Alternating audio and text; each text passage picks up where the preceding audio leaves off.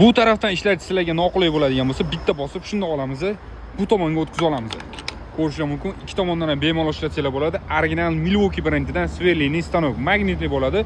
Akkumulyatorni ishlashini ko'rishingiz mumkin.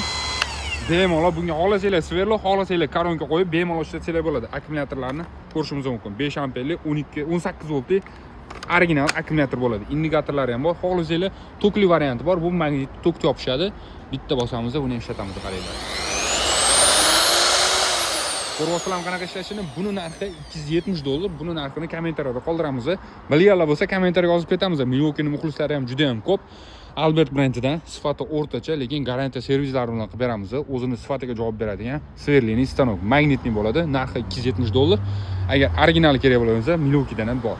Bunga bitta e'tibor beramiz. Dizaynlari, bankay funksiyalari, hamma narsasi komplektda bor. Bitta bosamiz, shunday ishlaydi.